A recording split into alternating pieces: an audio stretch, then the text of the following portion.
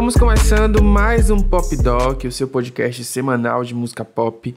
Sem mais delongas, hoje a gente vai falar do ranking que a Billboard criou aí com as 25 maiores estrelas pop do século XXI. Mas antes, não esquece de seguir a gente em todas as redes sociais, @DocPopcast. Eu acho que no TikTok é PopDoc mesmo. Que a gente é a única rede social que deu certo. Pois é. Classifica o episódio que você vai escutar agora e segue a gente em todas as plataformas digitais possíveis. E, se você puder, vai lá no Apoia-se ou na Aurelo e apoia o podcast aí com apenas R$10. Você vai ter direito a episódios extras que a gente lança toda sexta-feira aí, comentando sobre notícias do mundo pop. Ou, por exemplo, na última semana a gente falou de Wicked. Se você quiser saber as nossas impressões sobre o Wicked, vai lá e apoia o podcast, porque a gente precisa do seu apoio para continuar. É isso. Aí, deu os recadinhos bonitinhos, né, amigo? Que isso, hein? Hoje foi bonitinho, velho. Hoje você foi tranquilo. Bem, e é claro que pra gente resolver falar um pouquinho sobre os artistas da Billboard, a gente resolveu não estar só. A gente tá sem o Levi. Levi tá aí recebendo prêmio, né? Ele foi premiado, veio pra cá viajando pra receber o prêmio dele lá de digital, pelo job dele com o queridíssimo Luciano Huck, por isso que ele não está na gravação de hoje. Inclusive, parabéns, Levi, se você escutar esse episódio. Parabéns, Xande Levi. Parabéns pelo seu prêmio aí de Digital Awards 2024. Mas, para poder colaborar aqui com a gente, conversar com a gente também sobre isso, a gente resolveu trazer ele, Thiago Mascarenhas, que já participou com a gente aí do episódio sobre Taylor Swift.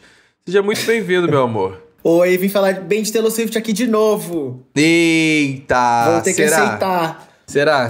Eu vou aceitar. Eu vou aceitar que ela ficou em segundo lugar, mas vou aceitar. Não tem problema não. Obrigado pelo convite, gente. Eu que agradeço, meu amor, eu que agradeço. Bem, e pra quem tá perdido aí na vida, não sabe o que está acontecendo, há algumas semanas atrás aí a Billboard começou a fazer aí uma contagem regressiva sobre os maiores artistas que eles consideram ser os grandes influenciadores do século XXI. E eles fizeram uma lista enorme com várias pessoas, se eu não me engano são 25, né, amigo? Então com 25 pessoas com os mais diversos nomes. E tem um detalhe, tem um OBS, né, que eu vou só fazer esse disclaimer para ser coerente com o que está acontecendo. Até o momento desta gravação foi anunciado apenas o segundo lugar. O primeiro lugar ainda não foi anunciado. E aí as apostas, é óbvio, é de que o primeiro lugar seja da Demi Lovato. Brincadeira. E aí as apostas das pessoas é que... Não, gente, não é a Demi não que vai ficar em primeiro? Eu achei que fosse. Que loucura. No meu coração ela é isso que importa. Exato, amiga, é isso que importa. Mas até o momento dessa lista, os nomes que ainda não tinham aparecido, né, eram o de Taylor Swift e o de Beyoncé. E ontem, no dia 26, foi que saiu finalmente o nome do segundo lugar. E quem ficou em segundo lugar, para a surpresa de poucos, foi Taylor Swift. Então aí o que fica em aberto para o primeiro lugar, e a gente já está partindo do princípio que seja ela que vai ficar em primeiro lugar, é a queridíssima Beyoncé, que é a que falta nessa lista gigantesca de nomes maravilhosos. Alguns nem tanto, né? O Ed Eu achei Alguns até nem pouco estratégico deles de lançar a Beyoncé sua semana que vem, porque todo mundo sabe Todo que mundo é já ela. sabe, é. Deveria ter lançado os 2 primeiros lugares juntos. É que nem concurso. Quando você anuncia o terceiro, depois você já anuncia o primeiro. Não faz sentido isso. Semana que vem ninguém mais vai querer comentar sobre isso. Exato, foi a mesma coisa que eu pensei. Falei, cara, o hate da galera das brigas de Beyoncé e Taylor Swift e, sei lá, The Weeknd, que já tá em primeiro, já tá agora, sabe? Já era pra tá fazendo isso agora, já era o buzz que era pra fazer agora. Eu concordo 100% com esse rolê de que anunciou o segundo, tipo, não tem tanto suspense assim pra quem vai ser o primeiro quando o assunto é século XXI, sabe? Não tem como ele virar do nada e meter uma Madonna. Falar assim, Madonna não é do século XXI. Ela é grande, ela é foda, ela é influente, mas ela não é do século XXI, né, gente? Então é meio complicado por isso, porque fica sem opção, sabe? As duas maiores opções era Taylor e Beyoncé, botou uma num lugar, é óbvio que a outra vai estar no outro. Mas é só essa observação, assim, esse disclaimer pra audiência entender que o primeiro lugar oficialmente não foi anunciado pela Billboard, teoricamente é só na próxima semana. Outra coisa que eu queria deixar aqui bem claro nesse episódio é que esse ranking da Billboard, eles mesmos fizeram na descrição ali de como esse ranking foi feito, ele não é só estabelecido por normas matemáticas ou estatísticas, como posição nas paradas, quantidade de streams ou número de vendas. A Billboard, ele considerou... É óbvio que isso conta, a própria Billboard fala que você não pode ser uma das maiores estrelas pop do século sem grandes sucessos e grandes álbuns. Mas também coisas como videoclipes, apresentações ao vivo, presença na mídia social e fatores mais intangíveis como importância cultural, influência na indústria e onipresença geral. Então esse ranking ele não considera somente charts. Porque teve muita gente aí reclamando, mas a Taylor Swift tinha que estar em primeiro por causa dos charts. E blá, blá, blá, blá, blá. Mas aí o ranking já deixou claro que charts, apesar de ser importante para essa lista, ele não é o único critério. Exatamente. Uma coisa que eu ia perguntar pro Thiago, você chegou a acompanhar a lista, amigo? Acompanhei, tô acompanhando a lista, desde que eles começaram a divulgar os nomes. Você achou justo os nomes que foram colocados na lista? Você achou que foi coerente? Tem algumas coisas que fazem sentido, mas outras pra mim não batem certo não. Por exemplo, por que o Bad Bunny tá na lista? Sendo bem sincero, assim. E por que ele tá na frente da Katy Perry? Justo. Porque assim, se a gente tá falando sobre legado e longevidade e impacto, a Katy Perry tá fazendo isso desde aquele primeiro álbum dela. Então não faz sentido o Bad Bunny, que começou a fazer sucesso agora e que ele não conseguiu furar uma bolha ainda, porque não chegou no Brasil. Eu acho que fura a bolha quando chega aqui. O Bad Bunny tá na lista e a Katy Perry tá em 25, sabe? Tá em último lugar na lista. E o Ed Sheeran também tá na frente da Katy Perry. Da Katy Perry. Também pra mim não acho coerente também não. Só pra galera de casa que tá escutando a gente não parou pra olhar a lista propriamente dito, só pra pegar assim os primeiros nomes de trás pra frente Katy Perry tá lá em 25, Ed Sheeran tá em 24, Bad Bunny em 23, One Direction em 22, Lil Wayne em 21 e Bruno Mars em 20. E eu concordo muito com o que o Thiago falou, porque pra mim, tanto o Bad Bunny quanto o Ed Sheeran estarem na frente da Katy Perry é incoerente pra mim. Sim. É muito incoerente. Eu acho que desses primeiros nomes que eu trouxe aqui, eu acho que pra mim é o que mais é estranho, porque é isso. Se tá sendo considerado tempo de carreira, se tá sendo considerado impacto em carreira, eu acho que a Katy Perry trabalhou primeiro que muito mais tempo que os outros dois, né? De tempo de carreira que ela tá aí fazendo coisa. Como também trabalhos que são influência na cultura pop como um todo, sabe? De clipes que são extremamente, que impactam muita gente, até a própria indústria propriamente dito que a Katy Perry impactou. Eu acho que o rolê do Bad Bunny, acho justo ele estar na lista, mas não na posição que ele tá. Eu acho justo ele estar na lista porque ele se tornou um cantor pop masculino latino que quebrou muitas barreiras, sabe? Tipo, o pouco tempo de carreira que ele tem, ele de fato já influenciou muita coisa. Mas... Então, eu não acho que ele deveria estar nesse top 25. Eu também acho. E assim, se a gente for pensar nessa questão, por que o Bad Bunny tá na lista e a Rosalía não tá? Sabe? Principalmente porque eles fizeram uma lista também de menções honrosas, que eles não colocaram ordem, foi por ordem alfabética, na verdade. E aí, quando você pega os nomes que estão nessas menções honrosas e você pensa no Bad Bunny, eu acho de verdade, na minha opinião, ele é o único nome desse top 25 que não deveria estar ali. Em termos de tudo mesmo, de tempo de carreira, de impacto. Porque quando a gente olha, a gente tem, por exemplo, Jennifer Lopez, Kelly Clarkson, Pink. A própria Lana Del Rey, eu acho que todas essas aqui... Só essas 4 aí eu já acho que tem mais impacto em termos o Kendrick Lamar cultural do que... Sabe, a J.Lo parou o Google, gente. A gente não gosta muito dela, eu não gosto muito dela, mas a gente tem que reconhecer. A Kelly Clarkson foi a primeira artista de show de calouros que fez sucesso. Ela foi responsável por esse formato perdurar e insistirem, mesmo sendo insuportável, até os dias de hoje. Entendeu? Sabe? Tem a Pink, que foi talvez a primeira anti-Britney. Antes da Avril Lavigne estourar, a Pink já estava aí fazendo um movimento dela de anti-Britney, de garota descolada alternativa, que a gente tem esse formato até hoje. Então, assim, eu realmente acho que Bad Bunny é a pessoa estranha nessa lista aí de top 25. É o único nome que eu discordo de estar na lista. Agora, com relação às posições, eu tenho várias coisas aqui também que eu achei meio esquisito. Mas, em geral, achei a lista muito justa. Acho que a maioria dos nomes que estão aqui eu concordo de estarem nesse top 25. Sim, e assim, o que me chama a atenção também é um top 3 formado por mulheres e 2 delas pretas. Sim. Sim, meio que uma surpresa muito boa, assim. E, por exemplo, uma outra coisa que me deixou confuso também é o Kendrick Lamar não tá na lista. Exato, ele tá nas menções honrosas. Ele não faz sentido ele ter menção honrosa. Sabe, quando a gente parar pra pensar nas menções honrosas e que as menções honrosas às vezes tem mais impactos e mais influência, por exemplo, como a gente tava falando do Bad Bunny, realmente fica feio a gente olhar pra ele e pensar, tipo, faz sentido tá aqui? Quando você para pra pensar que tem Alicia Keys, Billie Eilish, Kendrick Lamar, Future, enfim, Jennifer Lopez, que nem o Santana tava falando agora.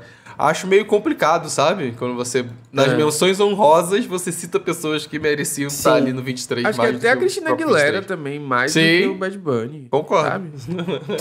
E assim, eu não sei se eles queriam colocar essa representatividade latina, mas se fosse por isso, dava pra ter colocado, sei lá, a Rosalía no lugar, porque eu acho que ela alcançou muito mais pessoas do que o Bad Bunny.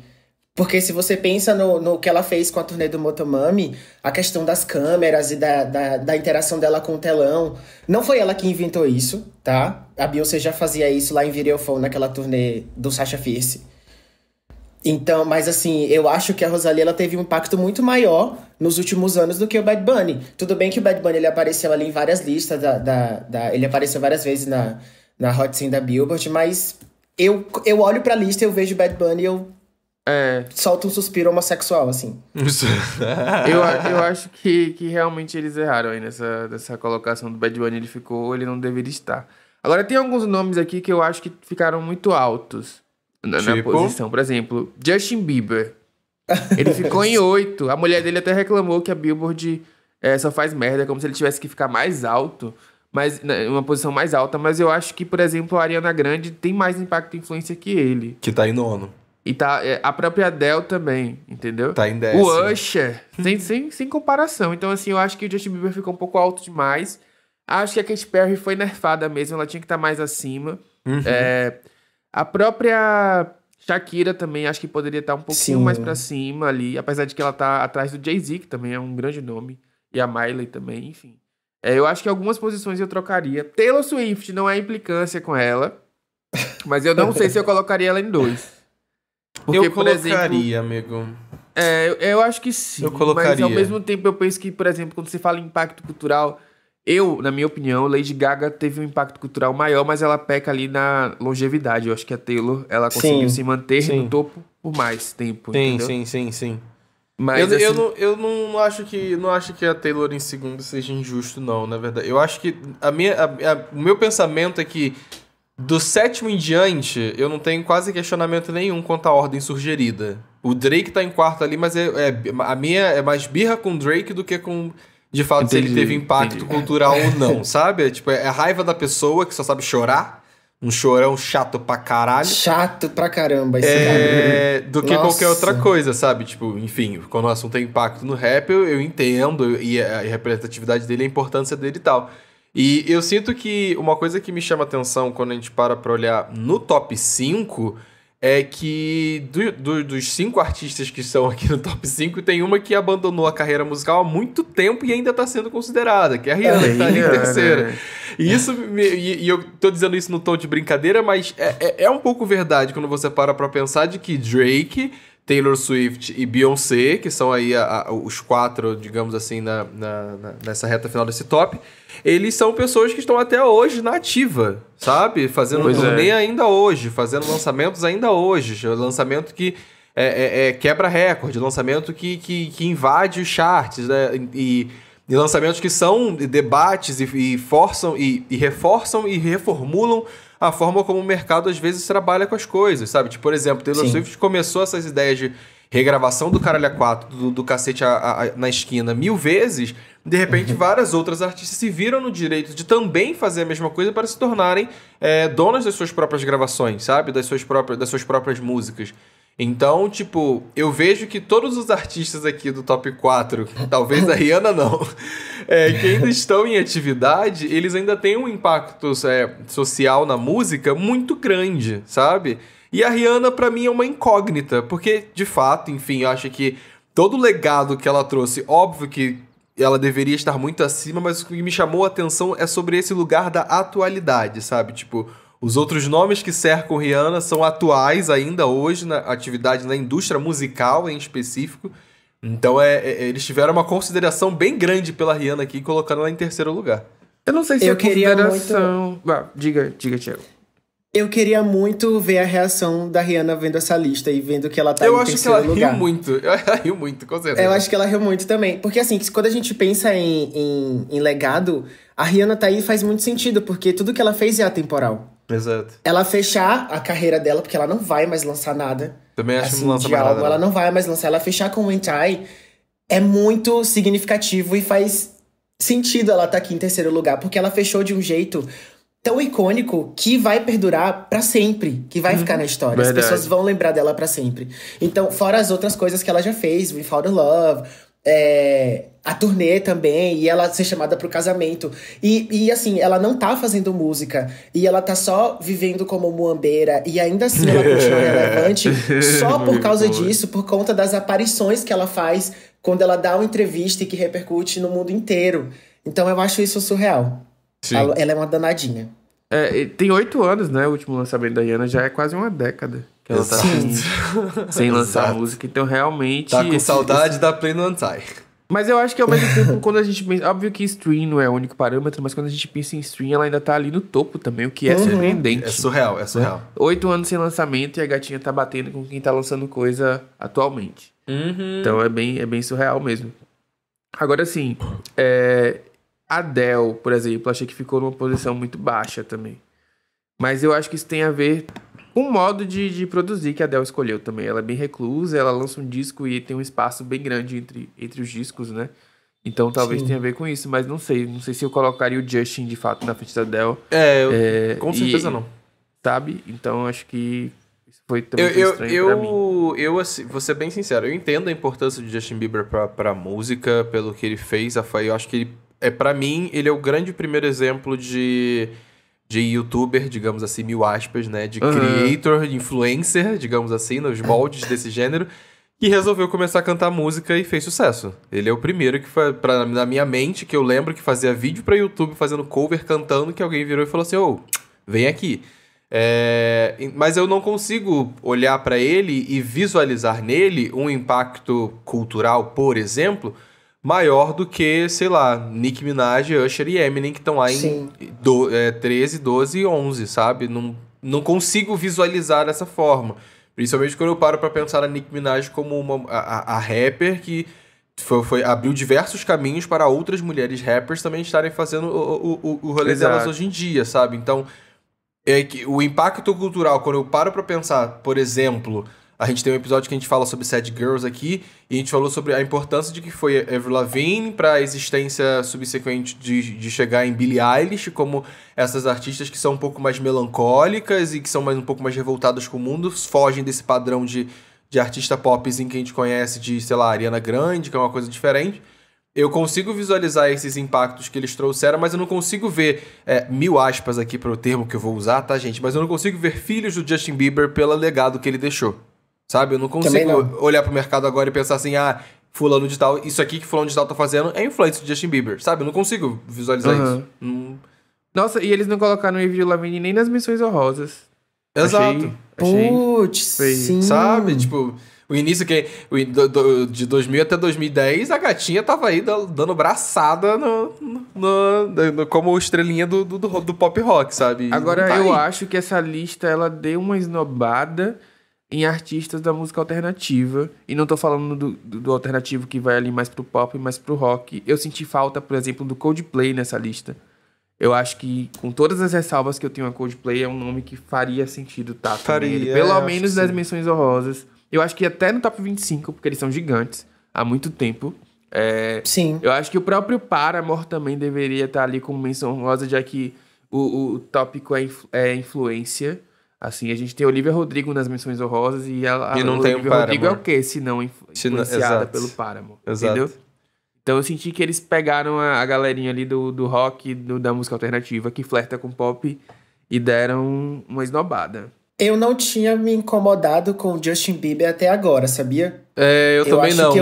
Eu acho que eu dei uma lida, assim, eu vi ele aparecendo na lista, mas eu não tinha me incomodado até vocês falarem, e realmente, assim... Ele em 8º lugar, na frente de Adele, não tá batendo certo, não. Uma coisa engraçada é esse rolê, tipo, às vezes a gente leu a lista e quando a gente vê o número da pessoa ali jogado, a gente fala assim, beleza. Aí depois a gente para pra olhar os números em volta, o contexto, menções honrosas que são maiores que o próprio número da pessoa que tá ali, é foda. Tem 2 nomes que eu gostei, não é que eu tenha gostado da posição deles, mas achei justa, e achei justo eles estarem na lista. Eu gostei muito deles terem colocado o One Direction, terem colocado o BTS e o The Weeknd. São 3 nomes que eu acho que vale muito a pena serem falados e serem citados quando o assunto é cultura pop no século XXI. Principalmente para os formatos do BTS e do One Direction, que são as últimas boy bands aí que estouraram, que explodiram no mercado de maneiras inexistentes anteriormente. Fizeram números estratosféricos e o mérito, é claro, também, principalmente ao BTS, que é um grupo de K-pop, se eu não me engano, é o único grupo, artista de K-pop da lista, é isso mesmo, é o único artista artistas de K-pop que chegaram a entrar na lista. E é um mérito muito, muito válido para pensar na trajetória que os meninos tiveram, de que de 2010 para frente, o mercado coreano impulsionou eles e abraçou eles de uma maneira que eles conseguiram se expandir para o mercado internacional de formas que a gente não tinha visto com diversos grupos, com a aceitação que tinha, com a recepção que tinha dentro de premiações, dentro de charts. Então, é muito legal ver que, sim, o BTS foi... eu diria, um dos primeiros grupos assim, coreanos que chegaram a abrir o mercado da maneira como foi aberto, sabe? Tipo, acho que antes deles não tinham tantas pessoas, tantos artistas assim do K-pop que, sim, furava uma bolha, chegava aqui, ali, fazia um barulhinho, mas no nível que eles fizeram realmente ainda não existiu, então não tinha existido. Então eu fiquei feliz dos meninos terem sido reconhecidos e estarem nessa lista, porque é realmente muito válido o que eles fizeram. Além do BTS, eu acho que a Blackpink tinha que aparecer nas menções honrosas, porque elas também acabaram furando uma bolha absurda, assim. Se a gente pensa que elas já fizeram Coachella 2 vezes, né? Verdade. E as pessoas foram pra ver, muita gente só tava ali por causa delas. Se você presta atenção bem no show, você fica meio que chocado com tanto de gente cantando música coreana e estadunidense. É insuportável com essas coisas. E eles não enxergam nada além do inglês. Então, quando você vê um grupo como Blackpink no Coachella e todo mundo cantando coreano, é também pra fazer a gente pensar se elas não deveriam estar aqui nas menções honrosas, pelo menos. Sim. Eu acho válido também, válido. Agora, uma coisa que eu vi muita gente reclamando à toa, inclusive achei um absurdo, foram os fãs da Britney. Inclusive falando que a Beyoncé não deveria estar em primeiro, que deveria estar a Britney. Tipo, a Britney a Britney de fato teve uma década sendo um dos maiores nomes, ou o maior nome do pop, ali de 99 até 2008, ela realmente dominou. Mas depois disso, isso não aconteceu. Então a gente precisa pensar que são 25 anos aí de trajetória pra contar nesse ranking. E eu achei a posição dela super justa. Inclusive, acho que os 6 aqui... Eu acho que Rihanna teve mais impacto e influência. A Lady Gaga teve... A própria Taylor Swift, a Beyoncé e o Drake. Eu acho que todos esses nomes aqui deveriam sim estar acima da Britney na lista. E acho que a posição dela foi justa. Eu também acho que foi. E são nomes que se manteram, porque, por exemplo, Lady Gaga, ela parou de fazer as músicas que ela fazia e parou de ter aquela importância, mas ela continuou aparecendo, ela fez filmes, ela fez uma série de coisas que manteve ela ali nos holofotes por mais tempo, e a Britney Spears, ela sumiu, né? Então eu também acho que o 6º lugar pra ela é um número justo, assim. E uma coisa que me irrita muito em stands de cultura pop é se não tivesse acontecido tal coisa com a Britney, hoje ela seria maior que fulana. Se a Lia não tivesse morrido, a Beyoncé não teria feito sucesso. Gente, a gente não vive de si, a gente vive de realidade. Não tem como prever esse tipo de coisa. Sim. Entendeu? Aí a galera fica nesses achismos e querendo que esses achismos sejam considerados a realidade. E a realidade a Britney parou de fazer sucesso há muito tempo. Adoro ela, sei da trajetória dela, que foi bastante sofrida. A gente já falou sobre isso aqui, inclusive. Temos um episódio pra falar sobre a biografia da Britney e como ela sofreu na mão da mídia, na mão da família. Mas o ranking tá considerando impacto, influência, longevidade. Nesse quesito, a Britney fica assim atrás da Beyoncé, da Rihanna, da Lady Gaga e de outros nomes. Não tem o que falar. Eu acho que teve... muito... Foi justo. E quando a gente para pra pensar na trajetória dela, sabe? A gente sabe que ela passou por um monte de problema. E tipo assim, caralho, a Billboard reconheceu ela em sexto lugar. Em sexto lugar. Eu entendo esse rolê dos Cs, mas é isso. A gente não vive de si, né? Infelizmente, ao decorrer da trajetória dela, aconteceram problemas que não fizeram ela continuar sendo a artista que ela poderia ser, sabe? Então é uma coisa que não tenho o que dizer. Agora, eu quero falar sobre... Eu quero muito falar sobre a Miley Cyrus. Eu achei uma surpresa muito boa ela aparecer. E pra mim fez muito sentido ela estar nessa lista. Porque de todas as atrizes que passaram pela Disney, ela foi a única que conseguiu chegar nesse patamar, assim, ela fez a Demi Lovato vai estar em primeiro. Eu, hein, que palhaçada. A cena entre estrelas. A Miley Cyrus aparecer faz muito sentido, porque acho que Hannah Montana foi o que colocou a Disney de volta nesse lugar, ali naquela época que tava Hannah Montana, As Feiticeiras de Waverly Place, Sunny Entre Estrelas, os Jonas Brothers também, que estavam ali na grade da Disney Channel. E a Miley também, ela tá vivendo uma época de ouro, eu acho que desde que ela saiu do Bangers e depois ela foi para aquele álbum que eu esqueci o nome agora, do Country, e aí depois ela fez o Plastic Hearts. Eu acho que ela tá nessa lista também, entre os 25 no número 15, é super coerente.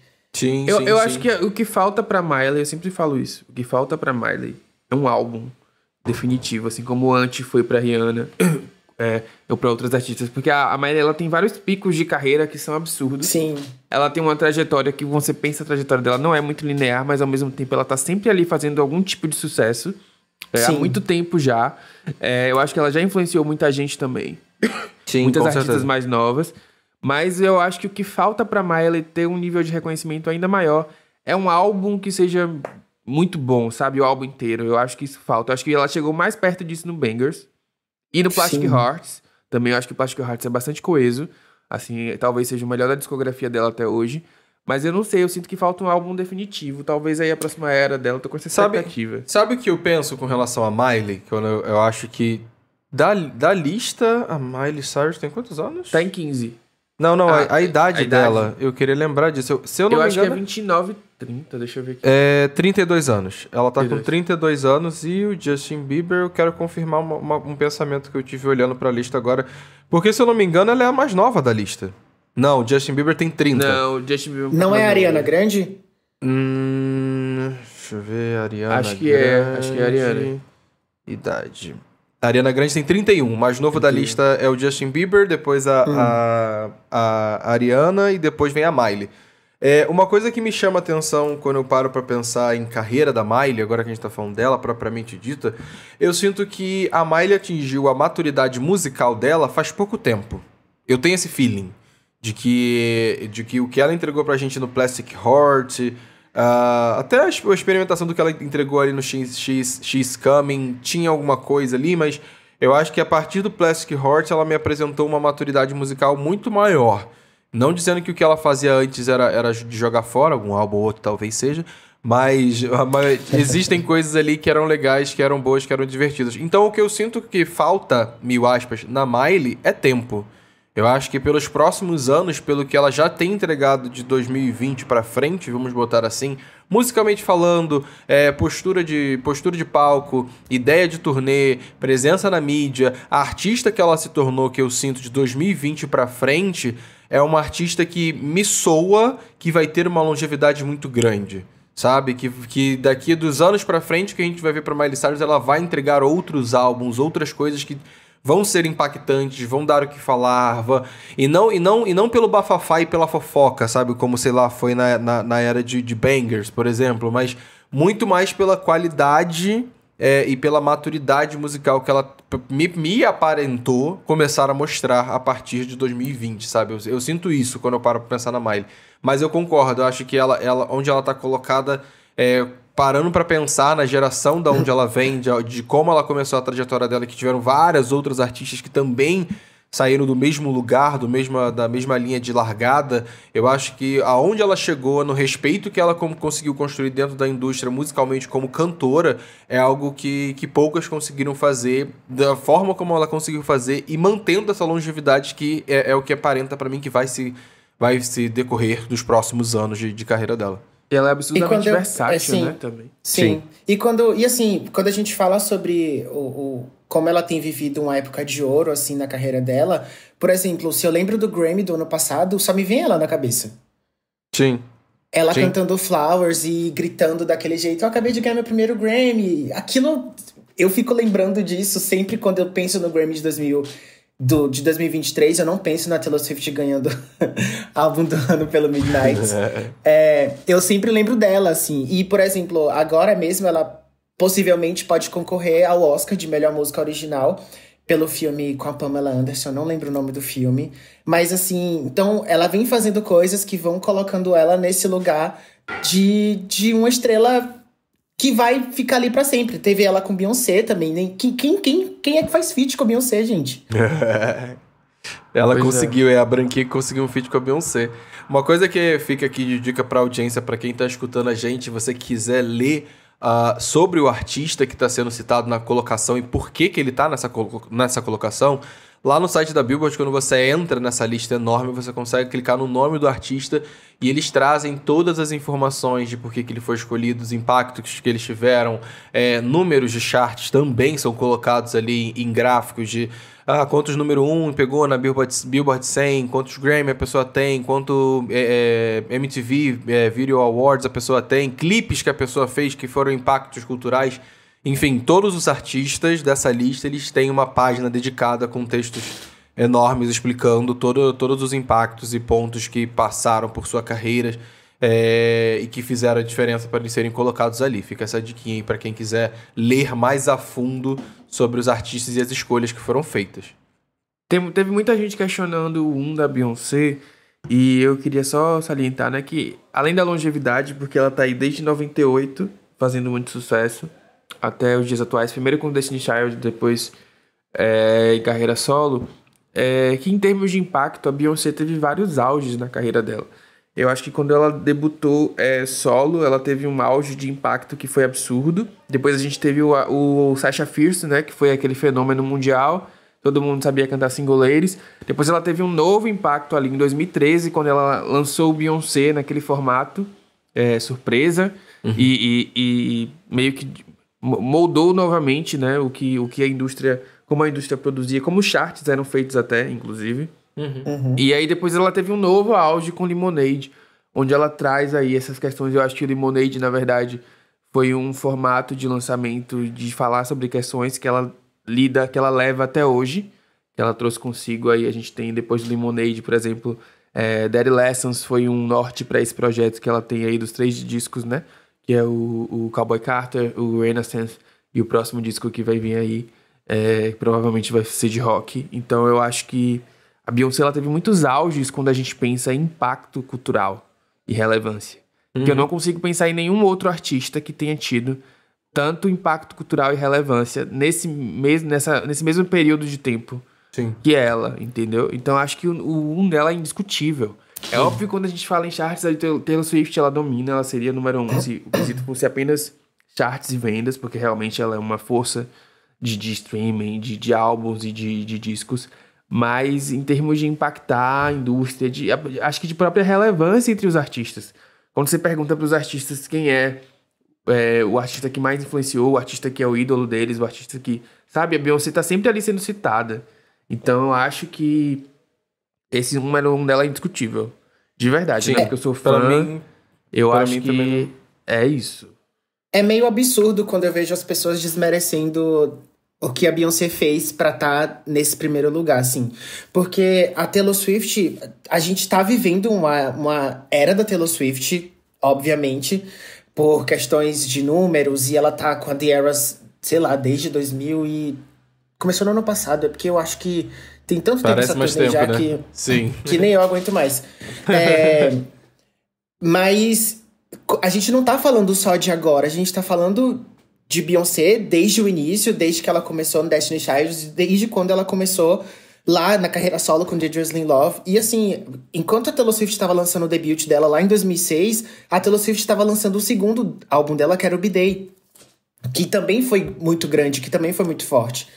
E quando eu vejo as pessoas desmerecendo o fato disso por uma coisa que tá acontecendo só agora, é meio absurdo, porque as duas têm um impacto muito diferente, assim, pras pessoas.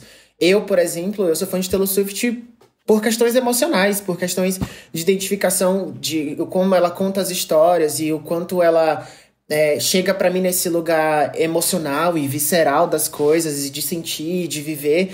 Mas a Beyoncé, ela chega num lugar muito mais potente de que a gente tá falando de uma mulher preta que tá falando que lá em 2016 ela chegou grandona, botou xereca na mesa e assim, a polícia tá matando uma população que vem sendo massacrada desde sempre. Sim. Então, é muito diferente o impacto de cada uma. Mas se a gente for falar de respeito e de como essa mensagem chega e a importância que essa mensagem chega para as pessoas, é óbvio que é a Beyoncé que tem que estar ali. Não é a Taylor Swift, sabe? A Taylor Swift, ela é uma ótima contadora de histórias. E é muito mais fácil você se identificar com Taylor Swift do que com a Beyoncé. Então, é óbvio que esse primeiro lugar tinha que ser dela. Não tem ninguém que faça o que ela faz hoje. Eu penso muito... Vocês falaram muitas das coisas que eu pensei com relação a isso. É só fazer o exercício de reflexão sobre o que tá sendo colocado em posta pra decidir quem vai ficar em qual posição e em qual lugar. Acho que quando a gente para pra pensar de maneira prática... Inclusive foi o que eu pensei quando saiu. Eu falei assim, eu aposto, você Swifter que tá ouvindo a gente do outro lado, eu tenho certeza absoluta que a Taylor Swift concorda que a Beyoncé tem que estar no primeiro lugar na frente dela. Eu tenho certeza absoluta que a Taylor Swift tem ciência disso na cabeça dela e que ela tá em casa assim, falando, realmente, deixa a Beyoncé em primeiro. Porque eu acho que ela concorda com isso. E quando a gente para pra pensar nesses lugares de que a gente tá falando sobre longevidade, tempo de carreira, quando a gente tá fazendo uma contagem aqui do século XXI, o século XXI começou ali nos anos 2000. Nos anos 2000 a Beyoncé já estava presente no mercado, sabe? Sim.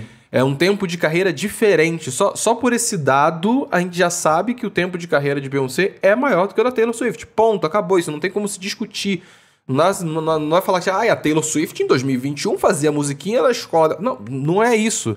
A Beyoncé nos anos 2000 ela já estava no mercado. Ela já estava subindo em palcos de premiação para receber prêmios. E já tinha lançado Crazy Love. O recorte do VMA de 2009, que a Taylor Swift lançou o Fearless e que estourou de fato mundialmente, a gente vê como a Taylor Swift estava sendo tratada como uma novata na indústria.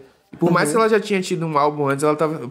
Acho que esse foi o disco, tipo, revelação dela em termos de essa menina chegou, entendeu? Enquanto a Beyoncé já tinha tratamento de veterana.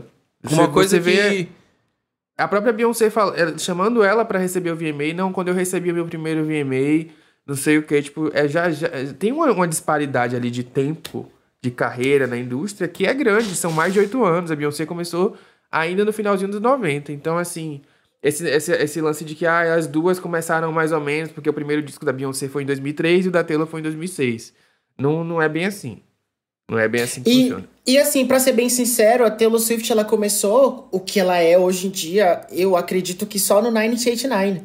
Porque no Red ela ainda tava ali na transição do country pro pop. Sim. Mas ela só começou a ser, de fato, a Taylor Swift, uma estrela pop que todo mundo vai venerar e tudo isso, com 1989. E a Beyoncé já tava fazendo isso há muito tempo.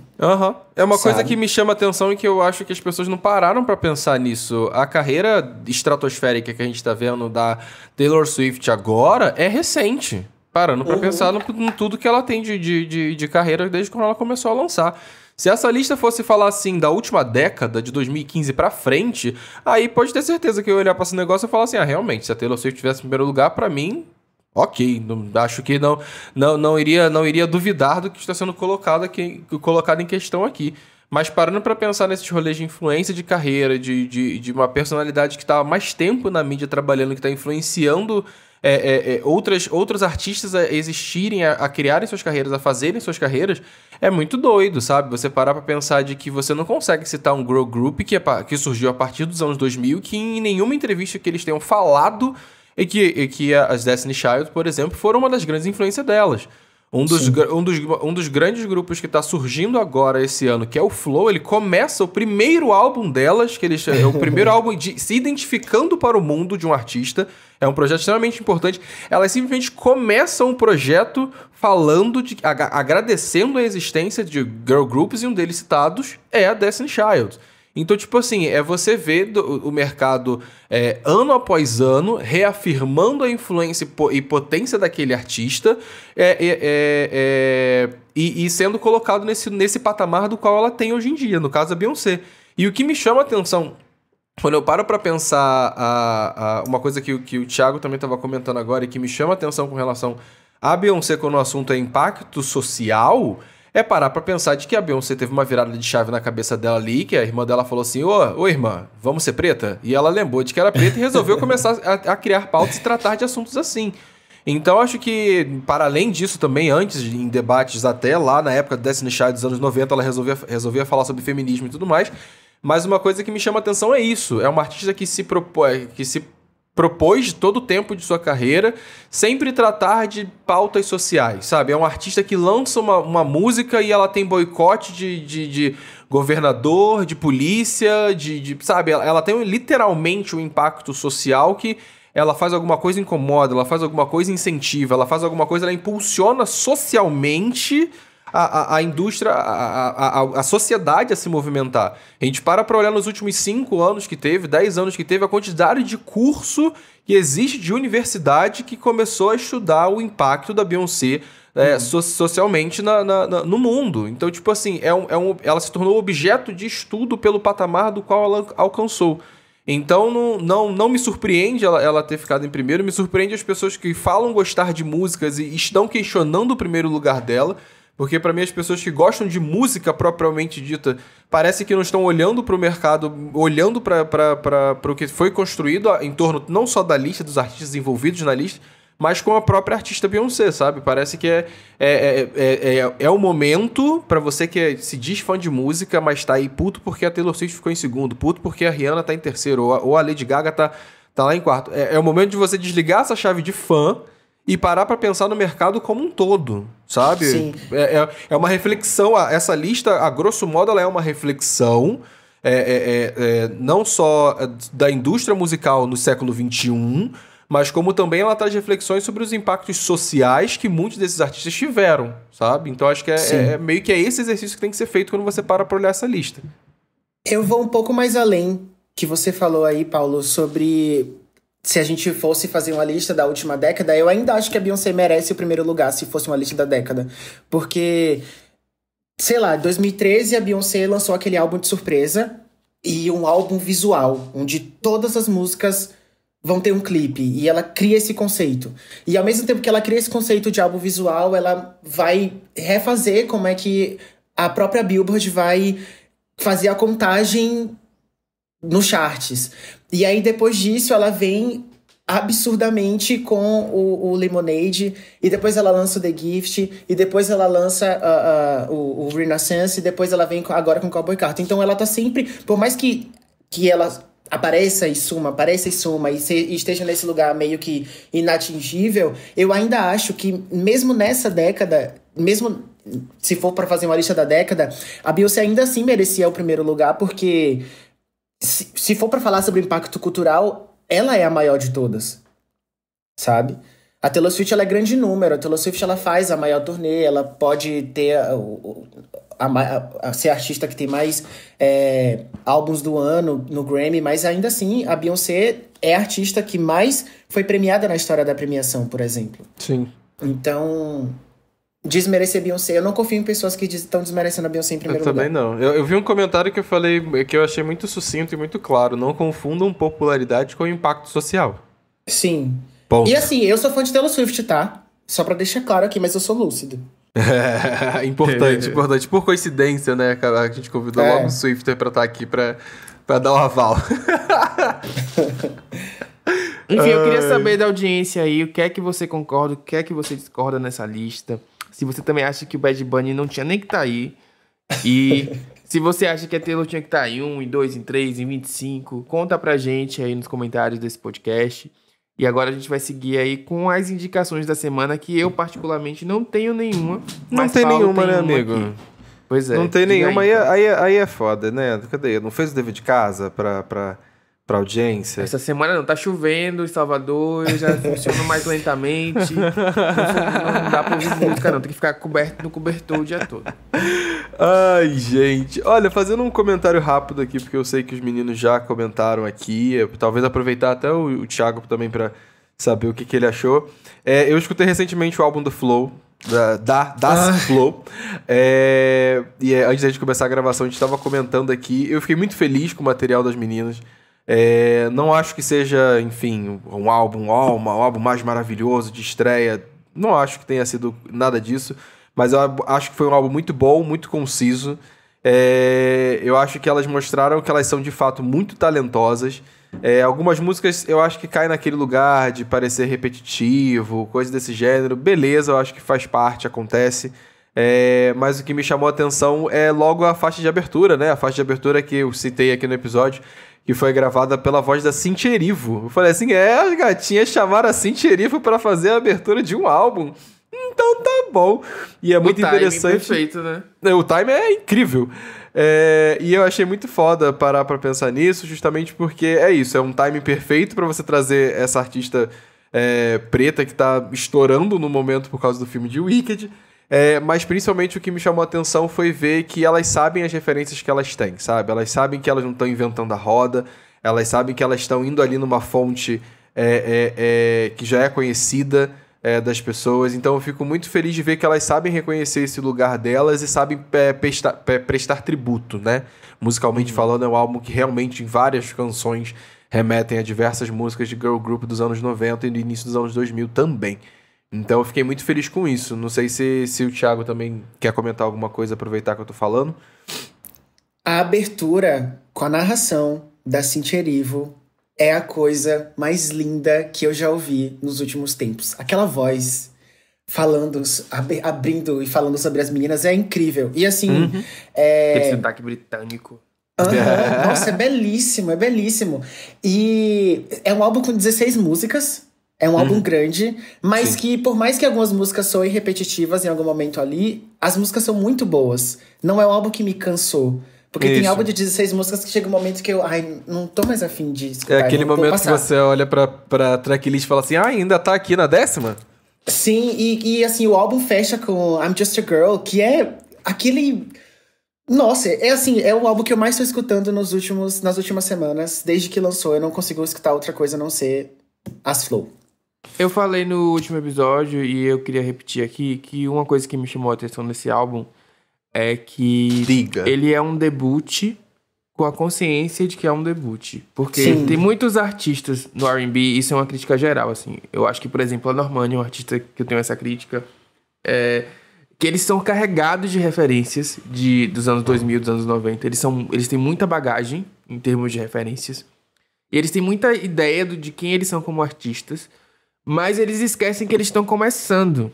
E que eles precisam de um debut, de um disco de apresentação, que as pessoas gostem na primeira ouvida, assim. E esse disco do Flow me pegou nesse lugar. Eu escutei, tem muitas músicas que eu escutei a primeira vez e que já me pegou, entendeu? De cara.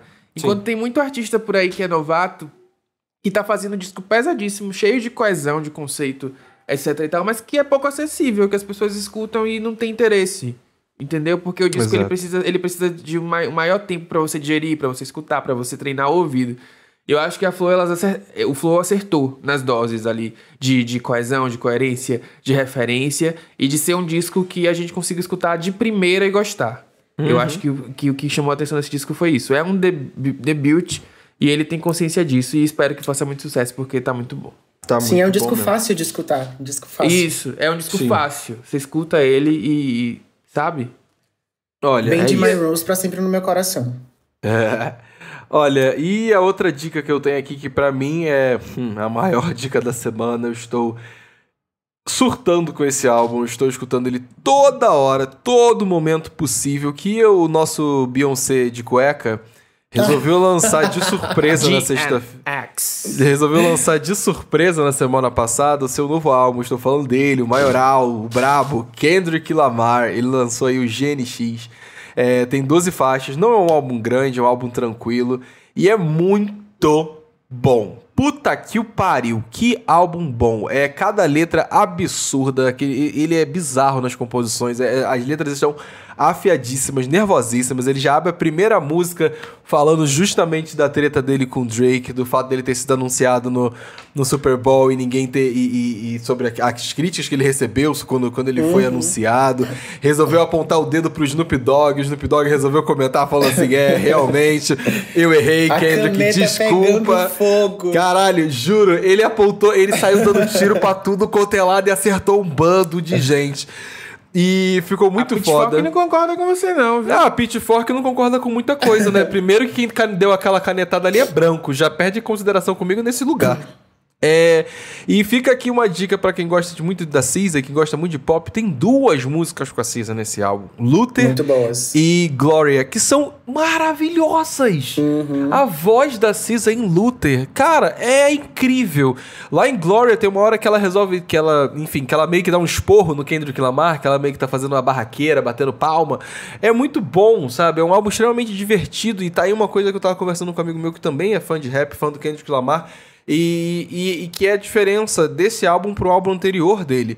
Que esse aqui é muito mais dançante. Ele tá muito mais empolgado. Ele se propõe a fazer o que ele fez um pouco com Not Like Us, que inclusive o produtor volta, que é o Mustard, que virou meme, inclusive, o fato dele gritar mostarda numa música. E o Mustard volta em algumas músicas aqui do projeto, e dá pra ver que ele fez muitas músicas dali pra serem tocadas no clube, na festa, sabe? Na boate, pra galera poder dançar, tal qual dançaram com Not Like Us quando a música saiu. Então é muito interessante, é muito foda, beats extremamente bem produzidos, é um tipo de álbum que você cai de cabeça, mergulha ali com trocentas mil referências de beat, de sample, e tá muito bem feito. É isso, pra mim ele é o artista, o maior artista do rap do momento. Não consigo pensar em ninguém que seja acima dele. Inclusive é tão bom ver que ele lançou um álbum e o Drake resolveu se doer, né? O Drake chorou do jeito que ele é. 3 dias depois de álbum lançado, o Drake resolve começar a processar a gravadora do Kendrick Lamar por causa da música de Not Like Us. Eu falei, more, quer chorar, manda áudio, porra, vai se fuder. Eu quero fazer só um comentário sobre o álbum do Kendrick Lamar, que eu fiquei um pouco surpreso e até agora eu não entendi muito bem o que o Jack Antonoff tá fazendo ali, assinando a produção dele. Olha, amigo, também não sei. Porque, assim, eu não aguento mais esse homem. Por mim, a Taylor Swift tinha que trancar ele numa prisão e esquecer dele pra sempre. Eu não aguento mais ele. Só que ainda bem que eu não vi muito o dedo dele ali, não. Não sei o que ele fez, se ele ajudou... Não sei. Mas, graças a Deus que não tem produção, o dedo, né, do Jake Antonoff ali de um jeito perceptível.